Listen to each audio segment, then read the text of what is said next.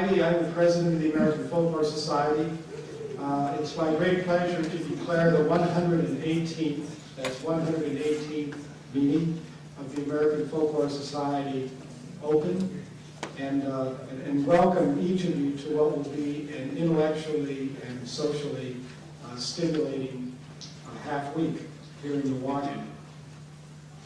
I know many of you look forward to this meeting not only for the papers and the panels, but also as a terrific opportunity to see old friends and colleagues and classmates. And I think that our hosts have undoubtedly prepared a backdrop against which our intellectual and social activities will be optimized. In order to add their words of welcome, I'd like to introduce a couple of the entities that are responsible for hosting us here in Milwaukee and in Wisconsin. First, I'd like to bring forward George Sugros, who is, George, come back into the room. George George Sugros, who is the Executive Director of the Wisconsin Arts Board. George.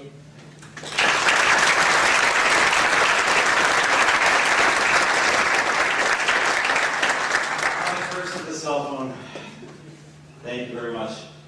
On behalf of Lieutenant Governor Barbara Lutton, who is the chair of the Wisconsin Arts Board, and the members of the board itself, I'm so happy to welcome you back to Wisconsin.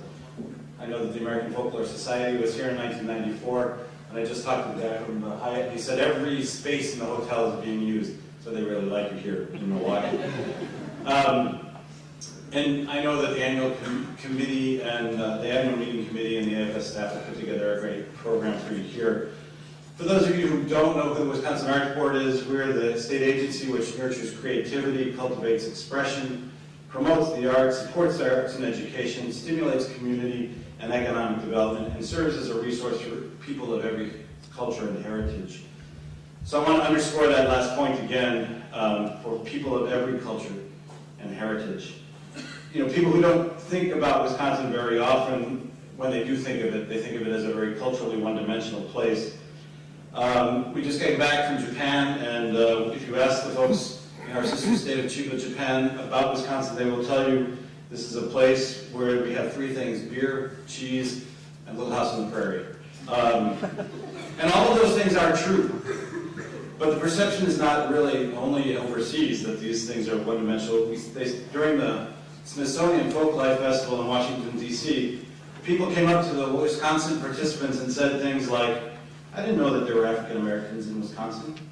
I didn't know there were Jews in Wisconsin. Or I knew about the Packers, cheese, and beer, but I didn't know there was so much more to it. But you will, or you probably already do, many of you. I like the description that was in the AFS annual meeting materials that said this about Milwaukee. No wonder Milwaukee is variously and ambiguously regarded as Potawatomi territory, the German Athens, the epitome of pragmatic sewer socialism, the Riviera of the Arctic Circle, a blue-collar beer and polka town, an inclusive city of ethnic festivals, and America's most segregated metropolis. So one-dimensional we are not, and certainly not here in Milwaukee. I'm proud of all of the folks from Wisconsin who have participated in this and all the different dimensions of folk arts and folklore here in our state. The reason we have such great folk art and folklore is in no small measure to the folklorists here in our state who share their knowledge of the people and the traditions with each other, with the citizens, and with the cultural tourists that come through here. Of course, we're kind of partial to Rick March and Ann Pryor, the Arts Board staff, our colleagues at the Center for the Study of Upper Midwestern Cultures, the Wisconsin Teachers of Local Culture, and folklore organizations like Folklore Village, Cedarburg Cultural Center, and the Cothey Dance Company. So, that's enough out of me. I just want to say in closing, I wish you a fabulous annual meeting, full of new and challenging ideas, fresh insights, important connections, and memorable experiences. Once again, welcome back to Wisconsin. You're always welcome here.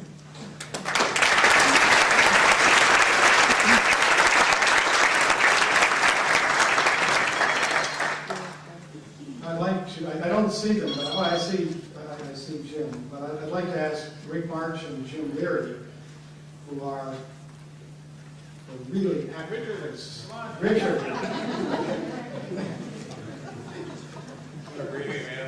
Yeah, really, Rick. Come on, Rick. Rick March and Jim Leary, our hosts.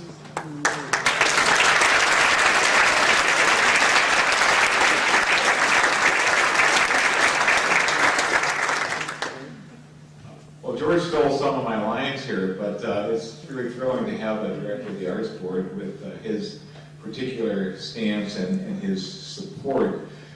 As a hardcore cheesehead who grew up in the woods about 350 miles northwest of here in northern Wisconsin, in a town called Rice Lake, I'm really thrilled to have all of you here. My only disappointment is that Ruth Olson, who actually grew up farther in northern Wisconsin than I did, can't be here because of a death in her husband's family. But we're just delighted. We have a great combination of folklorists here in Wisconsin. Bob Teskey, a lone Milwaukee outpost person, but in Madison, with Richard and Ann Pryor in the Arts Board, and a whole bunch of us clustered around the university. We're really able to do a lot of exciting things together, and the planning for this meeting certainly was one of them. We're really thrilled by the response to the theme of homelands and diasporas. Of course, we believe that Wisconsin is the center of the world, but we also believe that every place is the center of the world, and that no place is better than any other, and every place is connected to every other place. And so, because this place was a place with indigenous peoples who have always lived here, but also a place where indigenous peoples were pushed by various migrations. Many of them have had to migrate around, including those who always lived here, who were forced out further west and had to migrate back. And this is, of course, also a place where many people from Europe, then various upland southerners, including African Americans, came up from the south into this area. We've had Asian migrations, particularly Hmong and other Southeast Asian immigrations since the wake of the Vietnam War. We continue to be a place of immigrants, but also internal migrants from country to city. Certainly also cities are places where often gay and lesbian people who have more difficult time in rural areas have to move into urban areas. And so we felt like that was a great theme to deal with in the conference, and we were very excited by the wonderful response that we got to it. And we're particularly excited by the presence here of roughly 100 folklorists from outside the United States, and that's really thrilling to have them here. I do want to thank by name a whole lot of people who helped with the program committee, sorting those paper sessions into what we hope are coherent panels. And I just sort of quickly realized I better name them, and I wrote down all the names that I could think of, and I hope I haven't left anybody out in no particular order. But Ann Pryor, Rob Howard, Jim McShee, Mike Lang, Mike Knoll, Ayako Yoshimura, Ruth Olson, Janet Gilmore, Jack Niles, Kerry Roy, Tim Frandy, Tom Dubois, Chris Garlow, and Matt Branch all helped organize this. Okay, I'm going to turn it over to Rick, and we're thrilled you're here.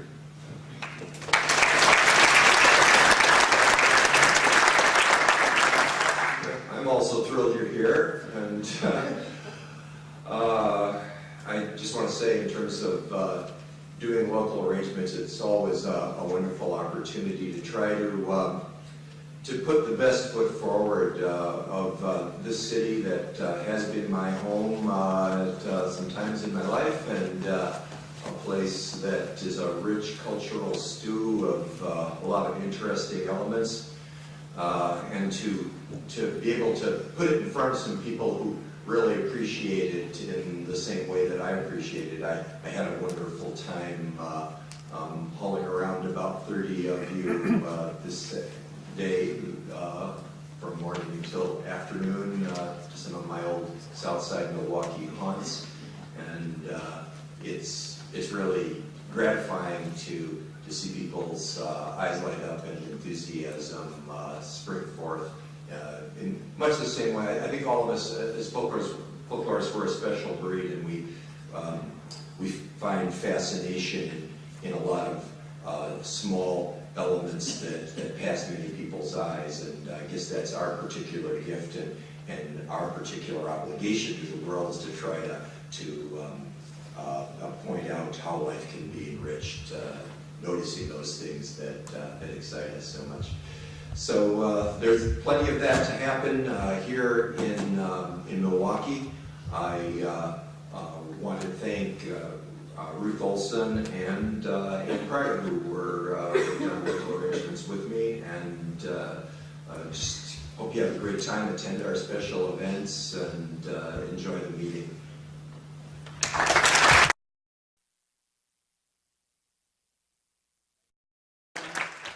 I grew up about 350 miles straight north of the peninsula of Michigan. Wisconsin was not only a place to come south and get warm in the middle of winter, but it was also a place where you could just drive across the border to Hurley and get 3-2 beer when you were younger than you should be to get any kind of beer. So Wisconsin. That's right. I know some of you are here as visitors or perhaps attending the meeting for the first time, and I want to introduce and recognize folks who are very important to the society. First of all, I want to introduce, I guess what we would call the head table, the board of the American Folklore Society. First, our distinguished past president, Michael Jones. Michael Jones.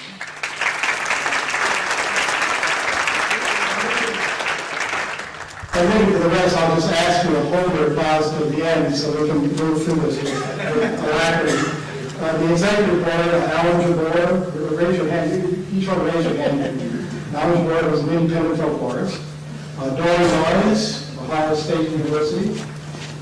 Steve Zeitlin, the City Board of New York. Bill Ellis, Pennsylvania State University at Hazleton. Sandy McCoon, University of Missouri. Elaine Thatcher with Utah State University. Diane Goldstein, Memorial University, Newfoundland. Dan Sheedy, Smithsonian Folkways. Where's Dan? Kay Turner with the Brooklyn Arts Council. And of course, our very distinguished executive director, Tim Lloyd. So now please applaud.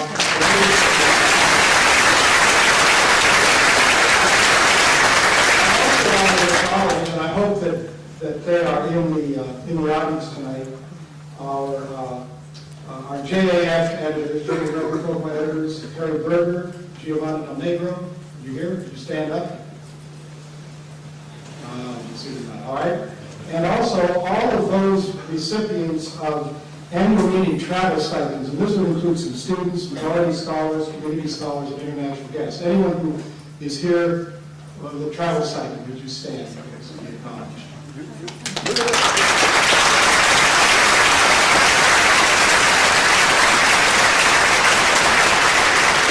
I'd also like to ask all those of you who are candidates in our current AFS election to stand.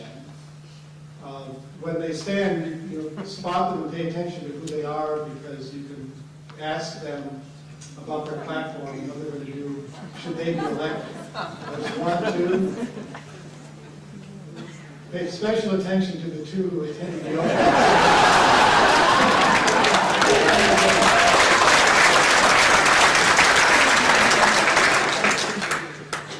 Now it's my pleasure to move into the segment of our opening ceremonies program when we would acknowledge or actually present prizes related to activities in the field during the past year.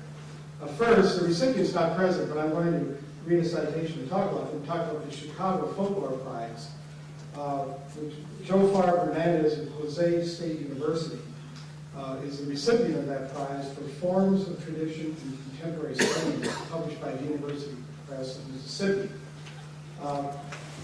In making this award, the review committee, I'll quote from their citation, cited the book as at once delightful and thorough, balancing ethnographic detail with attention to the nuances of craft techniques and folkloristic theory, and combining affectionate, illuminating prose with beautiful, well-considered photographs, to 4 case studies ranging from traditional crafts through festival crafts and performance to outsider art.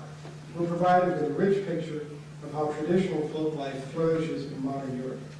This is publicly accessible scholarship of the highest order, so we congratulate Phil Hernandez as recipient of this year's Chicago Folk Life Prize.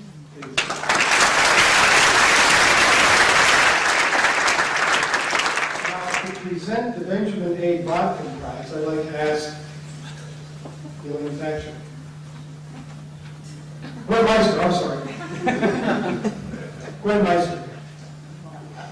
You look horrified. Sorry, Gwen.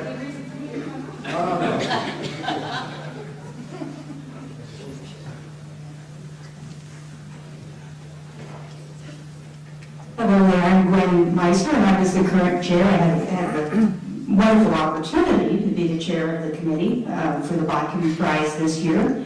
And I am supposed to be very brief, and so I will just announce that the recipient for the Bodkin Prize is right to my left, Elaine Thatcher. And if you want to say something about herself, you can come to the public programs meeting at 7 p.m. on Friday.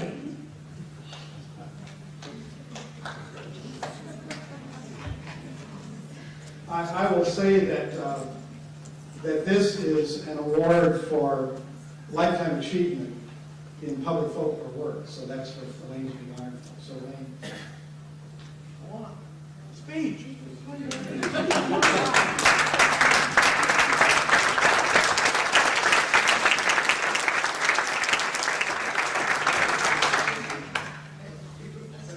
Oh, I just want to say thanks, and there's so many people that probably deserve this more than I do, but I really appreciate the honor, and I'll say more on Friday night, a little bit about some of the mentors that have brought me here, but I really appreciate all of this and the joy that I've gotten out of my career so far, so thank you.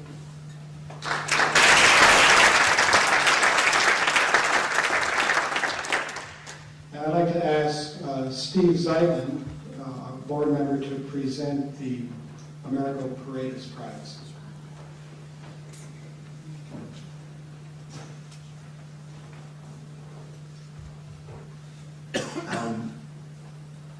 The Americo Paredes Prize goes to the Center for Folklife and Cultural Heritage, Smithsonian Institution, for the El Rio Project. Olivia Caraval will accept.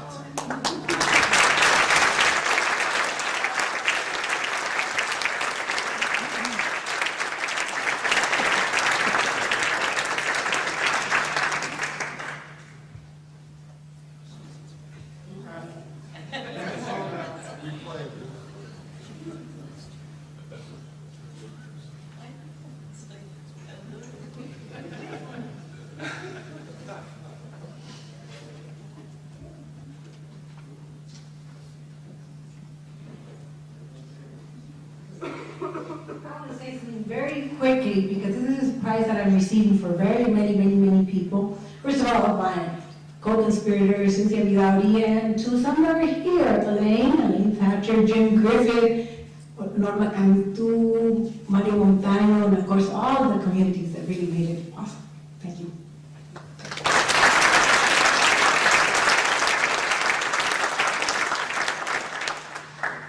I will say before I announce the next award that the distance between you and us isn't because of any feeling that we don't want you close. It's that there is a dance performance as the part of our keynote address tonight, and that's what forces the setup. I am very delighted to have the opportunity to present the American Folklore Society Lifetime Scholarly Achievement Award, which this year honors Don Yoder, who is emeritus at the University of Pennsylvania. And I'll ask Don to come forward in a minute, but I want to read the citation that goes along with this recognition. Dr. Yoder was born in Altoona, Pennsylvania. He received his BA in History from Franklin and Marshall College in 1942 and his PhD in American Church History from the University of Chicago in 1947. He taught at Lee Theological Seminary, New York City, at Muhlenberg College, and at Franklin and Marshall College before joining the faculty of the University of Pennsylvania as Assistant Professor of Religious Thought in 1956. He taught within the newly formed graduate department in folklore in the 1960s and soon expanded the discipline to include the study of folklife based on his knowledge of Scandinavian, continental, and British Isles scholarship in folkscom and regional ethnology. He was chairman of the Department of Folklore and Folklife at the University of Pennsylvania from 1966 to 1969 and co-chair from 1969 to 1971. He was promoted to full professor of folklore and folklife in 1975 and was named professor of American civilization in 1990. He has continued his distinguished career teaching and researching American ethnic and regional cultures, American immigration history, genealogy, folk religion, sectarian cultures, religious folk music, folk medicine, folk costume, folk cookery, foodways, folk arts, and material culture, even after his formal retirement from the University of Pennsylvania in 1996. Dr. Yoder was co-founder and a director of the Pennsylvania Folklife Society beginning in 1949. He served as co-editor of the Pennsylvania Dutchman from 1949 to 1958 and of Pennsylvania Folklife from 1958 to 1962 when he became editor. He served in that capacity until 1978. He was elected Fellow of the American Folklore Society in 1972 and elected President of the American Folklore Society, which he served from 1981 to 1982. He was elected to membership in the American Antiquarian Society in 1988 and is a member of many historical and folk cultural research societies. He testified before, an important testimony before the Committee on Labor and Public Welfare of the United States Senate in 1970 in favor of the establishment of the American Folklife Center at the Library of Congress. And from 1976 until 1978, he served on the first board of trustees of that center. His academic travels have taken him to every major archive and institute of regional and ethnic culture in Western Europe and Latin America, pioneering the way for members of the American Folklore Society to develop communications among international folklife scholars. It's my pleasure to introduce the recipient of the American Folklore Society Lifetime Scholarly Achievement Award, Dr. Don Yoder.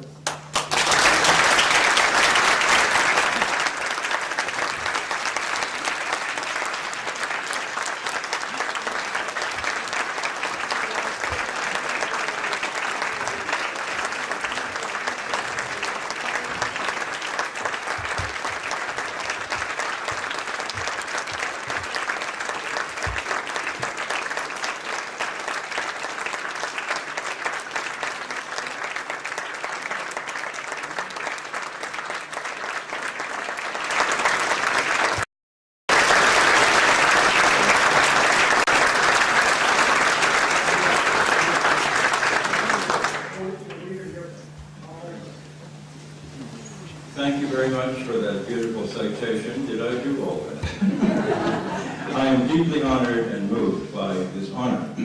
I'm most happy to be here to renew my acquaintance with the Society. I haven't been able to come to many of the recent annual meetings, and I love the opportunity of greeting long-lost students and colleagues, especially some of those fabulous 53 Dr. Kinder, as the German professors would say, that I nurtured through to their PhDs at the University of Pennsylvania. Some of you I haven't seen for 20 years or more, but most of you recognize me.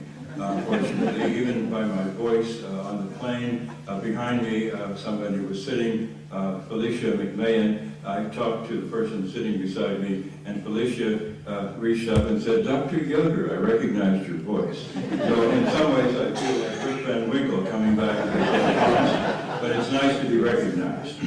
I'm also honored to be in the succession in this award from Bill Nicolaisen and Linda Day, both of whose works and careers I honor with respect.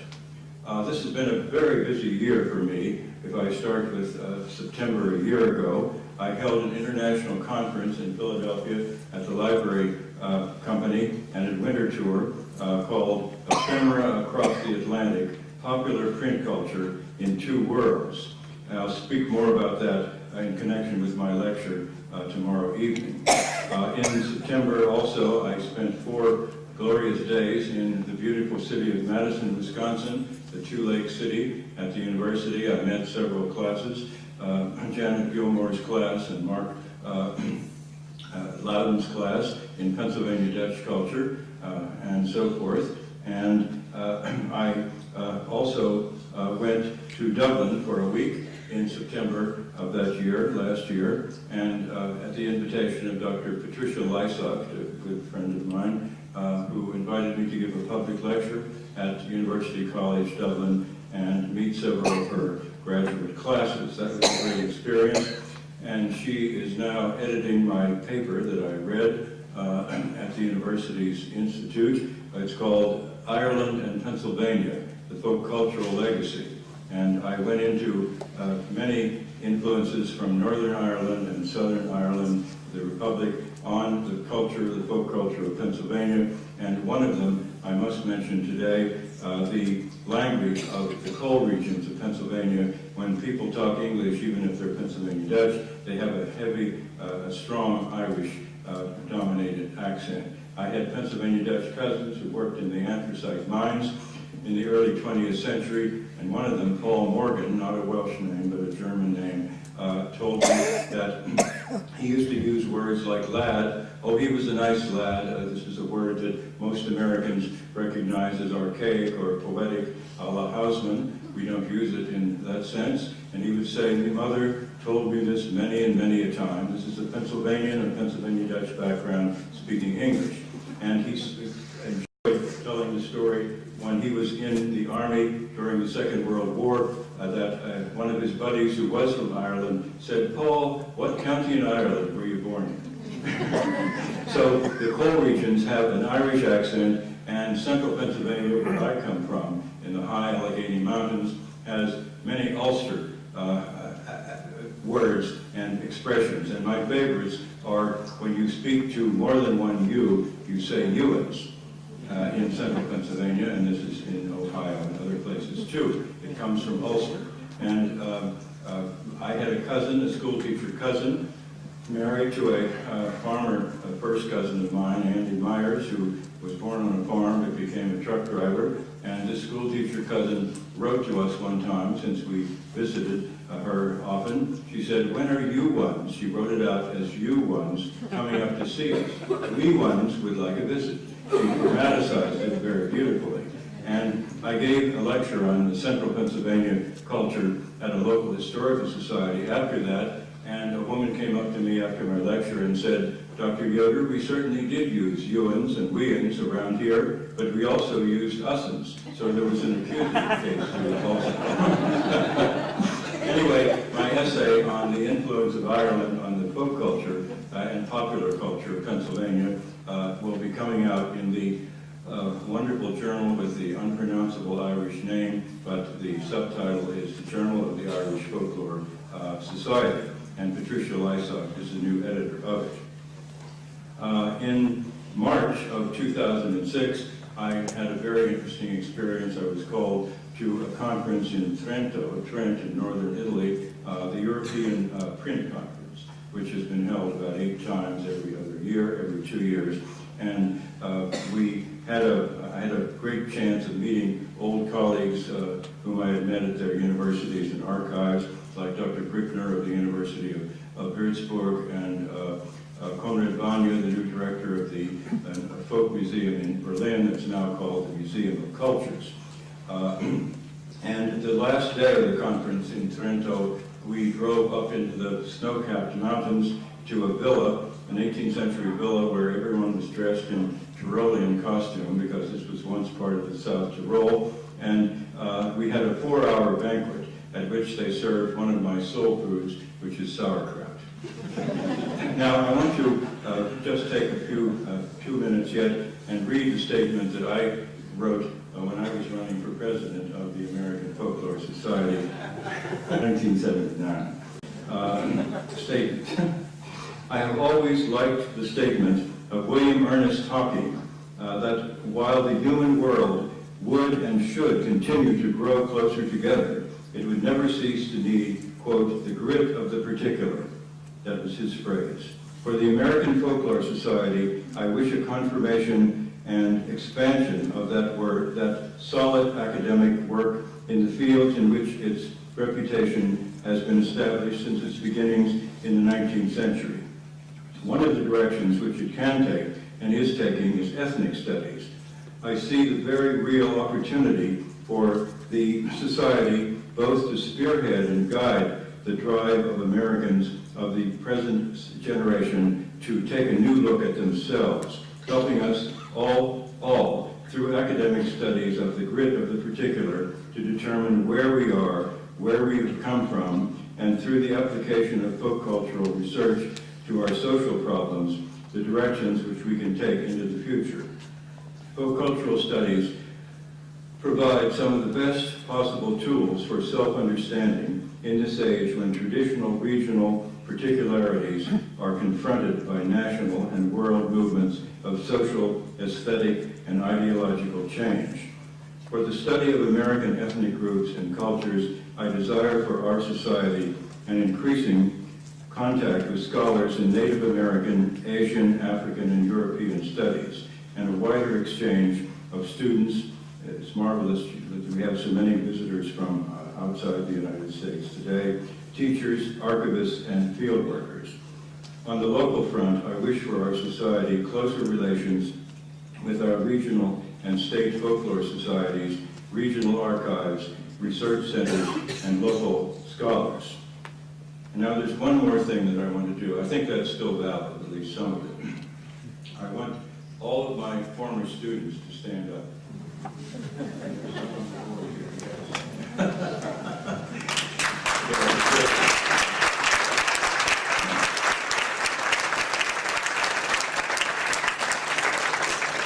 Thank you, and I greet you all, and I give you my blessing as much as I can give you my blessing for your lives, your careers, your families, and the work that you're going to do in the future.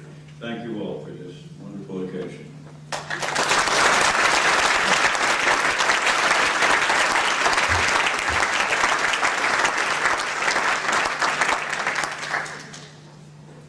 It was wonderful of Dr. Yoder to come forward and convince me that I'm really a mid-career folklorist.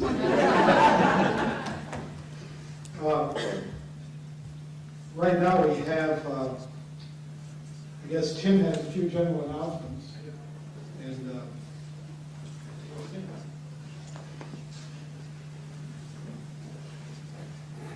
Thank you, Bill, and thanks to all of you for your work with us at the AFS office to make this meeting possible. As you know, we've been working very hard on this meeting since about this time last week or so, and it's coming off rather well, at least so far. Seriously, we very much appreciate your help and your partnership with us in making this meeting and the other activities of the Society possible. The first general announcement that I'm going to make is actually not one that I had at all anticipated making until just momentarily. We have unfortunately just learned, just in the last few minutes, that because of a completely unforeseen emergency, our speaker for tonight, Calker from the Cothi Dance Company in Milwaukee, will not be able to be with us. I'm very sorry to report. However, we will continue on. This ceremony will end pretty soon. Quite soon, in fact. And the other the major event that's scheduled for tonight, following this, which is the reception hosted by the AFS Fellows for students who are here at the meeting, which will be in the Milwaukee A and B rooms, sort of off ahead and to your right as you leave the ballrooms here. It's scheduled to begin at 9 o'clock, which was the time that would have made it immediately follow the presentation here. We'll do what we can because we really did just learn of this cancellation. we'll do what we can to try to speed up the setup for that event so that it can begin as soon as possible, but it may be close to 9 before it happens. But it will be there, and the fellows have gone to some pains to secure a good event for all the students here at the meeting. So all of you fellows and all of you students, be there at least at 9 o'clock. I want also to remind those of you who are first-time attendees at the meeting, or any of our special guests or stipend recipients, either students, minority scholars, or our international guests, that there will be a welcome breakfast and orientation to the society, to this meeting, bright and early tomorrow morning, 7 o'clock, in the manager's suite, which is on the third floor of the hotel. So we look forward to seeing any of you who fall under the heading of those groups there at that event, and the board will be present. So it will be a chance for all of us to begin to get to know one another a little better. So that's at 7 o'clock tomorrow morning. With that, we want to thank you for attending the opening meeting. Welcome you all. Thank our Milwaukee hosts, and congratulate all of our award recipients, especially Professor Don Yoder. And welcome to Milwaukee. We're going to have a great time, and you are now free to move on the room.